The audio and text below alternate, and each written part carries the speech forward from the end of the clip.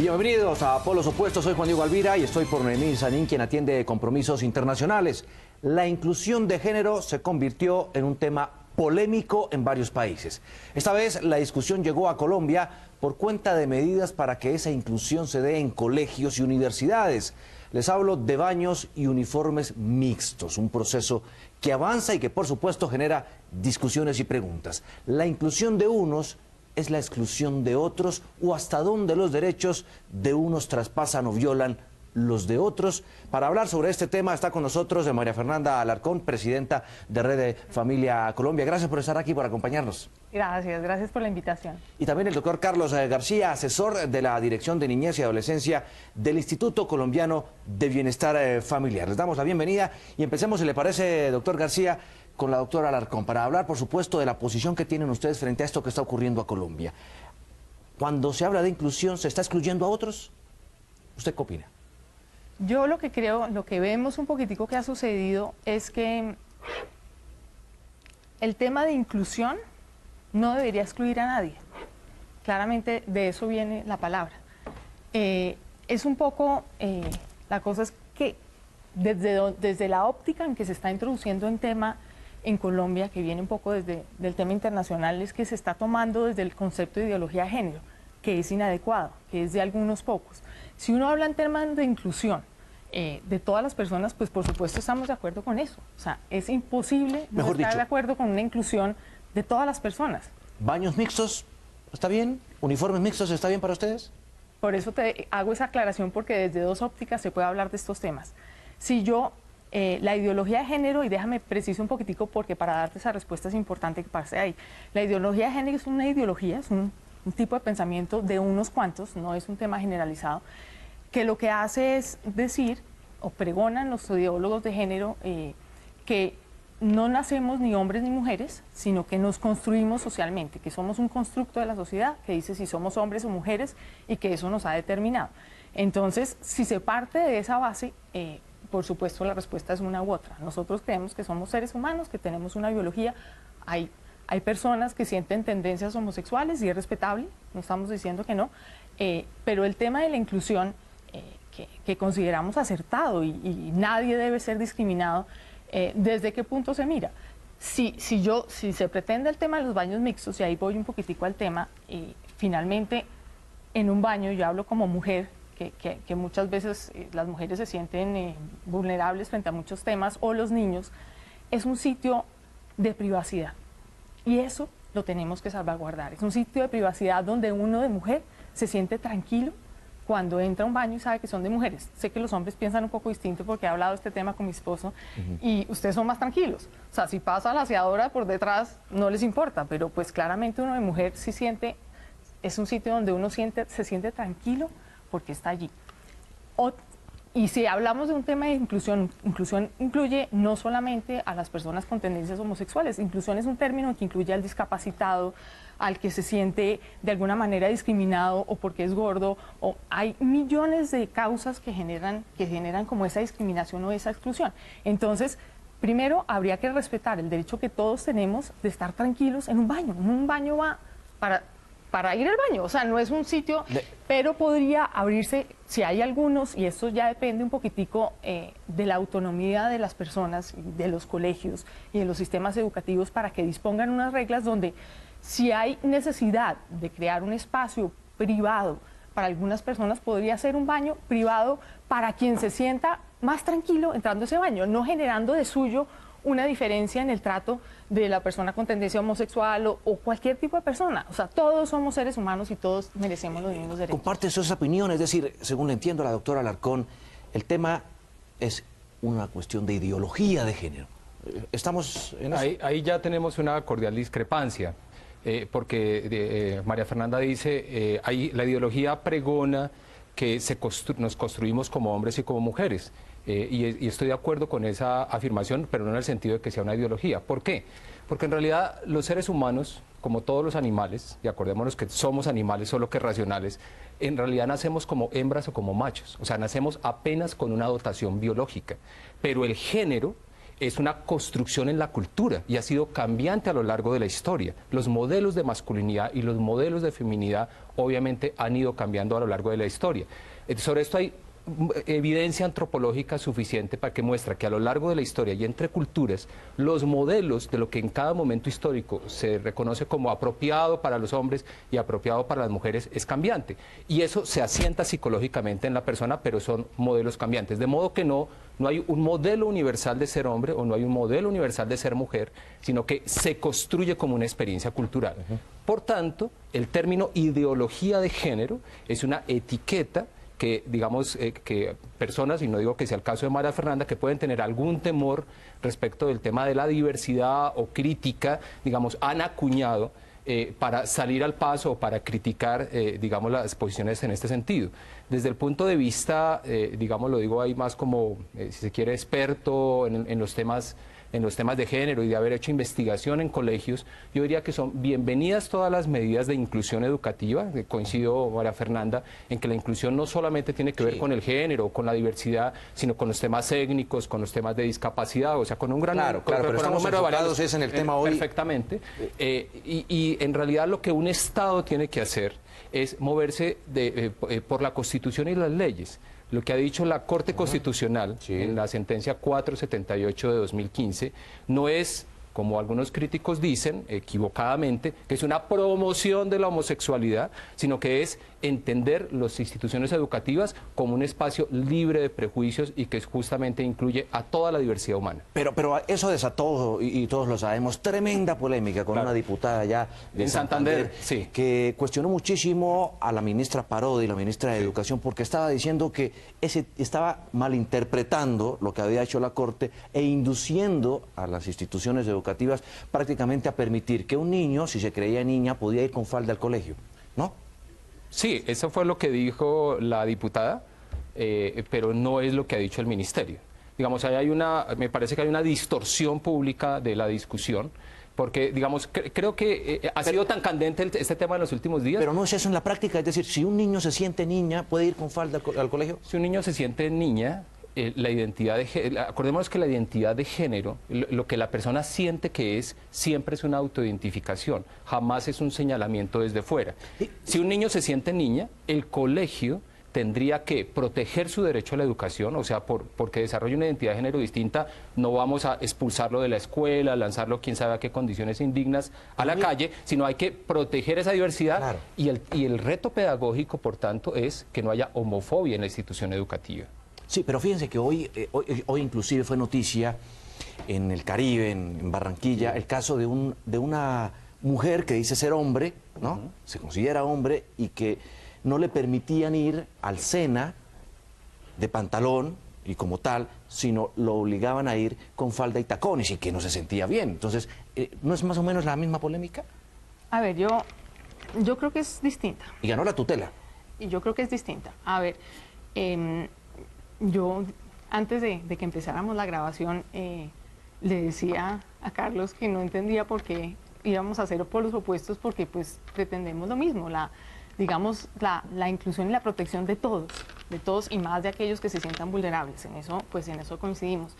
Pero lo que sí me preocupa un poquito, y ahí ya nos implicamos en polos opuestos, es el tema de que el Estado no debe impulsar ninguna ideología. O sea, eso sí es clarísimo. Estamos en un Estado, ninguna. Pero yo ahí no los veo tan...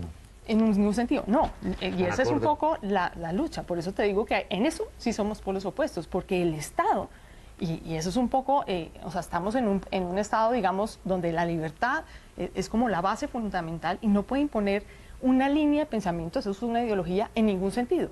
Entonces, claramente que estamos en polos opuestos porque el hombre nace siendo hombre, o sea, desde toda la historia, biológicamente, neurológicamente, sentimos distinto, obramos distinto, y yo doy gracias por eso. Siento que y nos complementamos hombre y mujer, eso es una realidad. Hay ciertos casos en donde hay tendencias distintas, eso digamos que es la excepción y la regla general es lo demás. Pero pretender a través de la revisión de los manuales y de, digamos, el Programa Nacional de Educación y Construcción de Ciudadanía, que lo conozco porque lo hemos estudiado en Red Familia Colombia, introduce todo el tema de ideología de género. Porque dice que el hombre se construye, que es hombre o mujer, nos construimos, o sea, que no nacemos ni hombres ni mujeres, sino que nos construimos en hombre o nos construimos en mujer, que es absolutamente una ficción para dar a entender una cosa, que la respeto. O sea, quien opine así tiene todo el derecho de hacerlo y considerarlo, y el resto saber que existe esa posición, pero que nos toque a todos, y más en las aulas del colegio, enseñar el tema de sexualidad desde esa visión donde tú no eres ni hombre ni mujer, eso sí es un error gigante, y yo me resisto a creer que el gobierno nacional y el Ministerio de Educación quieran imponer una ideología de adoctrinar a nuestros hijos. ¿Este temor afecta eso a los niños que están en formación en el colegio, en las instituciones educativas? Yo sé que usted está, que se habla, doctor García. Seguimos en polos opuestos debatiendo sobre un tema que comienza a generar mucha polémica en nuestro país relacionado con los uniformes mixtos, la posibilidad de que los colegios también y las instituciones y entidades públicas cuenten con baterías de baños públicos mixtos, en fin. ¿Está eso bien? Mal, obviamente tiene contradictores y muchas personas a favor. Estamos discutiendo el tema, doctor García. Y usted, pues que conoce muy bien el tema de la niñez, el impacto y además por ser del bienestar familiar, quisiera saber, ¿tiene este tipo de situaciones algún impacto o influencia en los niños? Miren, los niños, por fortuna, al contrario de las personas adultas, no tienen prejuicios. O sea, los niños aprenden a relacionarse de manera muy libre, por ejemplo, por motivos étnicos, o por motivos, o digamos, o entre géneros. Infortunadamente, el ejemplo de los adultos en casa, en muchas ocasiones, es que los niños empiezan a aprender a no te juntes con esta persona que es de una naturaleza o es de la otra. Digamos, ojalá tuviéramos el pensamiento libre de los niños para entender que los seres humanos, por fortuna, no somos clones los unos de los otros, somos distintos. Y eso, o sea, no es negativo, porque digamos, como es tan inocente, claro, puede en ese caso un comportamiento de estos, pero reconocerlo hacia cierto lado. Reconocer la diversidad humana y respetar la diversidad humana no tiene que ser contrario a un elemento que ya María Fernanda había mencionado, o Juan Diego, que es el respeto de los derechos. En Colombia estamos en un estado social de derecho. Y la óptica que debe aplicar el Ministerio de Educación o las entidades públicas es movernos por una ética civil de los derechos. Es decir, lo que nos obliga es la Constitución Nacional, sin duda, y los códigos, y para este caso el pronunciamiento de la Corte Constitucional. Una aclaración importante, la Corte Constitucional no ha dicho, revise los manuales de convivencia para promover, la homosexualidad. Lo que dice es que a raíz del suicidio, el caso famoso de Sergio Urrego, sí, que da lugar a ese pronunciamiento, a esa jurisprudencia de la Corte, lo que dice es revise los manuales de convivencia, digamos, para verificar que no se están violentando los derechos de las personas en razón de la diversidad sexual. Es decir, que un estudiante gay o una estudiante lesbiana sin duda tiene que ser respetado en su dignidad como persona y no se le puede vulnerar el derecho a la educación. Entonces, esto no es un invento del Ministerio. Digamos, el Ministerio tiene que hacer caso a la Corte Constitucional en el sentido de revisar que no estén en contra del derecho los manuales de convivencia. En ninguna parte se dice promueva un estilo de vida o la otra o una orientación sexual, sino las escuelas deben ser espacios libres de prejuicios y espacios libres de discriminación. ¿Quiere decir algo? Ay, por favor. Adelante, adelante.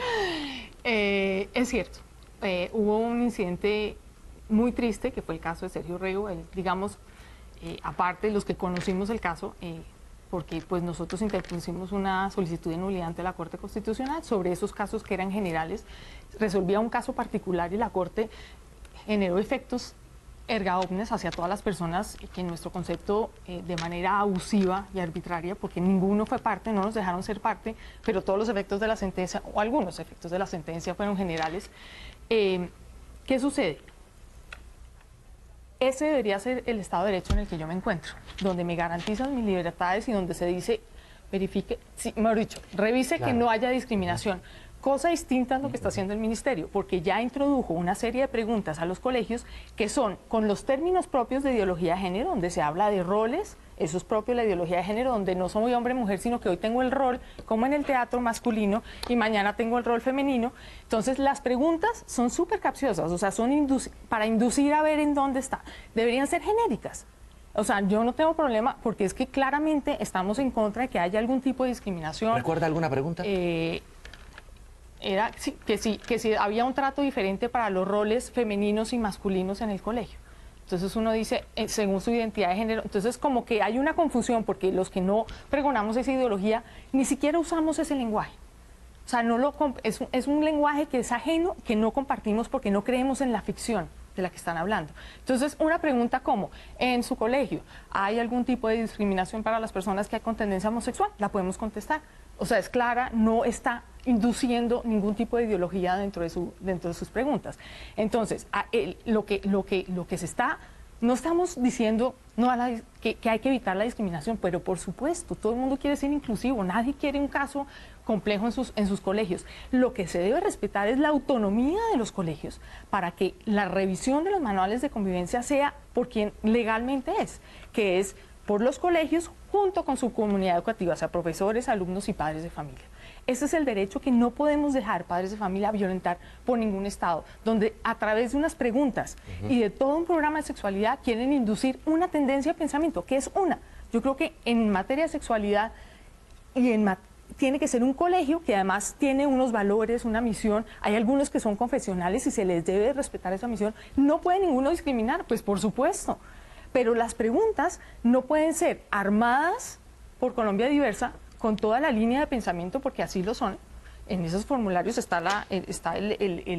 y los respeto mucho, mejor dicho, claramente tienen una bandera y una batalla y se respeta, pero no pueden llegar a ser ellos con el sesgo de ideología de género quienes formulen unas preguntas que además uno ni entiende, porque son con toda la línea de pensamiento de la ideología de género. Por eso disiento, porque es clarísimo que no sabemos del tema, en donde se habla de unas ficciones que no existen, el rol masculino, no, a ver, somos hombres o mujeres, y es importante además, si a mí me preguntan, pues a mí o sea, yo tengo una identidad femenina que me encanta, y que siento que me gusta que me traten como mujer, o sea, claramente soy distinta al hombre, y eso no tiene que ser algo negativo, eso es algo positivo, y cada uno tiene una diversidad inmensa, y en eso estoy de acuerdo contigo, la diversidad es importante. No, la diversidad no es un término propio de la población LGTBI, somos distintos, somos músicos, nos gustan mejor dicho, hay millones de cosas que nos hacen seres únicos e irrepetibles, y eso es propio de cualquier persona. Claro. Entonces, incluyamos al doctor García, ya que hablamos de extensión.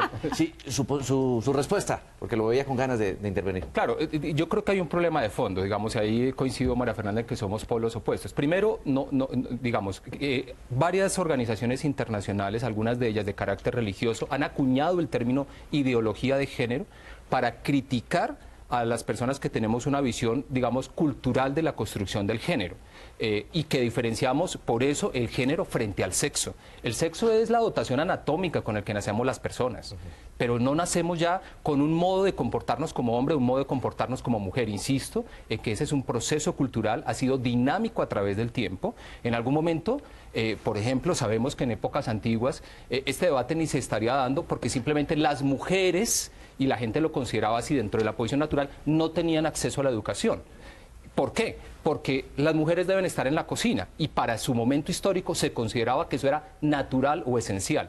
Hoy en día, por fortuna, hay bastante evidencia cultural que demuestra que eso no es así, y que lo que debieran buscar los colegios son el despliegue pleno de las potencialidades y habilidades de las personas, sin importar que sean hombres o mujeres. Es decir, si una niña quiere practicar fútbol, pues nadie se lo puede impedir porque está dentro de su desarrollo deportivo, y culturalmente se ha pensado que el fútbol es un tema de hombres.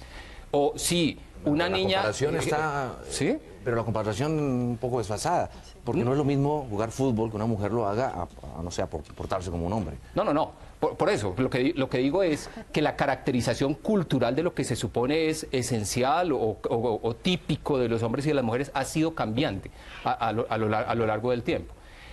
Ahora, hay un problema en este debate adicional. Es que en general estamos echando en el mismo saco el tema de género, el tema de la construcción de las feminidades y las masculinidades, al lado de la orientación sexual, que es un tema claramente distinto. Es decir, cuando se pone el debate de los baños, por ejemplo, y ahí se habla de homosexualidad, hay una equivocación grande en el debate. ¿Por qué? Porque un hombre gay o un hombre gay no deja de ser hombre porque tenga una orientación sexual distinta. O una mujer lesbiana no deja de ser mujer porque simplemente la orientación de sus deseos y sus afectos se esté dando por otra mujer. Entonces yo creo que hay que separar los dos temas. Un tema claramente es la identidad de género y otro tema es el tema de la orientación sexual. Pues ha tocado usted un tema que me gustaría que profundizáramos después de regresar de comerciales y tiene que ver con lo que ha hecho una universidad prestigiosa de Bogotá con ese tema y de autorizar baños mixtos. ¿Por qué motivo? Más o menos en la línea también de lo que ha tratado de implementar en los Estados Unidos el presidente Barack Obama. Seguimos en polos opuestos, gracias por continuar con nosotros, hablando hoy de un tema que, como decíamos, ha despertado muchísimas opiniones encontradas en nuestro país relacionado con esa nueva política de inclusión también a las personas transgénero o a la comunidad LGBTI dentro de todas las entidades e instituciones de nuestro país. Hablábamos de una universidad en Bogotá que ha abierto la posibilidad ya de tener baños mixtos. En esa misma línea se interpreta, ¿podría suceder lo mismo en otras instituciones? Sí, digamos, hay un tema importante, o sea, creo que el debate en torno a esa iniciativa de una universidad, digamos, también ha recibido muy mala información, porque, digamos, se ha pensado que en general tiene que ver con el tema de diversidad sexual.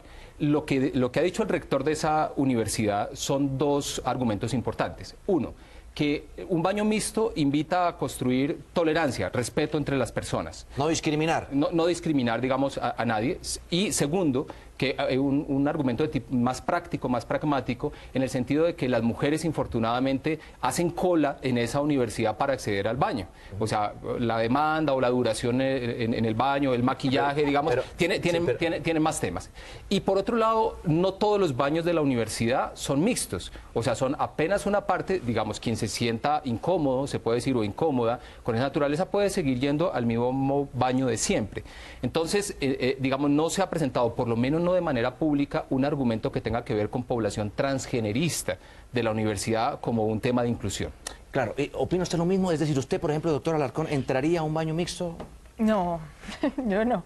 Y vuelvo al retomo, o sea, realmente necesita una privacidad. O sea, yo no quisiera realmente estar en un baño y tener un hombre al lado.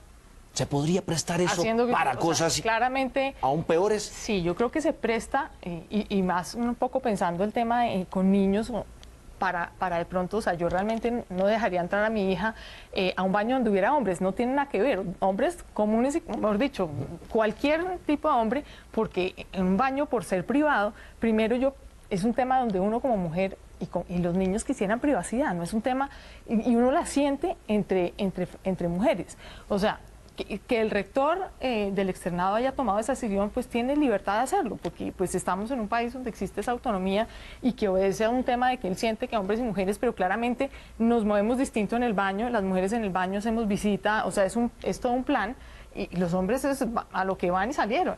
Entonces, yo siento incomodidad, siento que es invasivo a la privacidad de las personas, pero respeto la autonomía que puede tener la universidad en tomar las decisiones.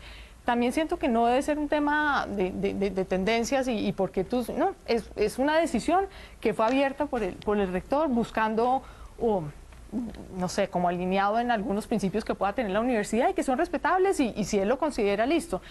Yo como mujer siento que las mujeres y los niños somos menos vulnerables a de pronto algún tipo de abuso. ¿No hay prejuicio ahí? Compleja. ¿No es un prejuicio? No, yo siento que es parte de la naturaleza, o sea, como tú dijiste, biológicamente tenemos unos órganos distintos y que hacen que en el baño nos funcionemos distinto. Entonces yo creo que el tener baños de mujeres y de hombres tiene todo un orden biológico y aparte psicológico que es sensato.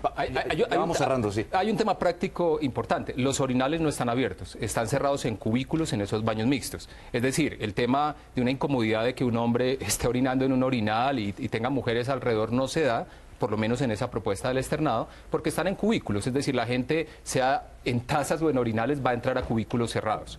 Ahora, lo que sí creo es que ese tipo de propuestas que tienen que ver con arreglos arquitectónicos o con mobiliario para promover medidas de inclusión no se puede, digamos, no dependen solo de lo locativo, de los espacios. Sin duda, tienen, para cumplir su propósito de inclusión, tienen que ir acompañados de un tema de pedagogías sociales y de medidas de atención o de precaución para que en realidad haya respeto y tolerancia, que es lo que está buscando la medida. Bueno, pues podríamos seguir aquí discutiendo y debatiendo y hablando y enriqueciendo además este tema que, por supuesto, genera tantas cosas, tantos puntos de vista alrededor. Doctor García, muchas gracias. Bueno, Diego, muchas gracias. Doctora Alarcón, gracias por estar con nosotros aquí. Mucho gusto, y la verdad, no tienen tantas coincidencias, más bien tienen muchos polos opuestos.